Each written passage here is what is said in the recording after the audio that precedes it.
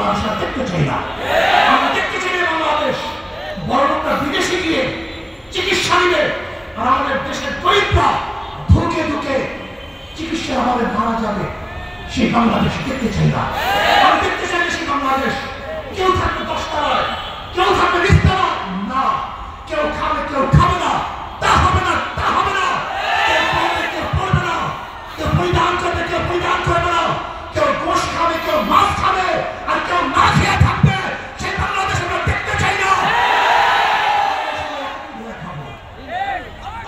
শান্তি সুখ করবো, সবাই একত্রিত শান্তি সুখ করবো, দুঃখ কষ্ট থাকবো তো সবাই দুঃখ কষ্ট একসাথে থাকবো, আরামাইশ করবো সবাই একই সাথে আরামাইশ করবো।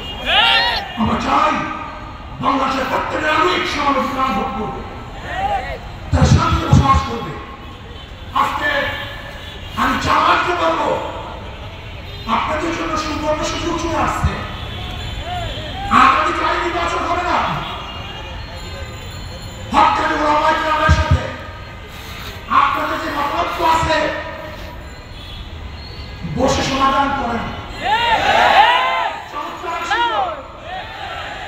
চমৎকার সুযোগ দেখেন। নৈতিক ও আদর্শ মিল না থাকলে সাময়িক দিন থাকে না। দিন বিষয়ে আপনাদের চরম দুঃখে ছিল, একই সাথে আন্দোলন সংগ্রাম করেছেন, কিন্তু আদর্শ নৈতিক মিল না থাকার কারণে উভয় প্ল্যাটফর্ম ভিন্ন হয়ে গেছে। আমরা চাই না অনৈতিক কোনো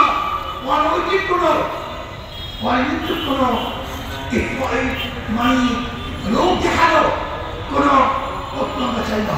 আমরা চাই টেকসই স্থায়ী যে ঐক্য হবে, আর কোনদিন ভাঙবে না, ফাটল হবে না। এর জন্য আমি জামাতকে বলবো, যদি আপনি মনে করেন আমাদেরকে কোন রকমের বুঝিয়ে শুনিয়ে বর্তমান নির্বাচনের এই তরি বাড়ি দিবেন, এটা আমাদের দ্বারা সম্ভব না। আপনারা আসুন, বসুন, হক্কানি ওলামায়ে কেরামের সাথে যে মতলব আছে সেই মতলবগুলি মিটিয়ে আমরা এমন টেকসই ঐক্যবদ্ধ হব যে ঐক্যবদ্ধ কেউ ভাঙতে পারবে না, কেউ চুটতে পারবে না। ইনশাআল্লাহ আগামী রাষ্ট্র হবে ইসলামের রাষ্ট্র। আসুন আমরা সম্মিলিতভাবে ইসলামকে বাংলাদেশে প্রতিষ্ঠিত করার জন্য চেষ্টা করব। ইসলাম প্রতিষ্ঠিত হলেই সমস্ত জাতি সমস্ত ধর্ম নিরাপদ থাকবে। এবং সলিমুল্লাহ ইউনিভার্সিটি প্রতিষ্ঠিত হয়েছে, সেই সলিমুল্লাহ জন্মবার্ষিকী মৃত্যুবার্ষিকী ইউনিভার্সিটি প্রতিষ্ঠিত হবে না, পালন হবে না, তাও আমরা চাই না। এখান থেকে বৈষম্য দূর করতে হবে। সব জায়গায় যে ধর্মের লোক যে গোশ খায়, অনেক জায়গায় দেখা যায় গরুর গোশ খেতে দেওয়া হয় না, এটা বৈষম্য। যেটা গরুর গোশ খেতে পারবে খেতে দেন, আমরা চাই কাচ্চের গোশ খান, কোনো সমস্যা নেই, কিন্তু খবরদার কেউ কাউকে বাধা দেওয়ার কোনো অধিকার নেই। আমরা সমৃদ্ধভাবে দেশটাকে করবো।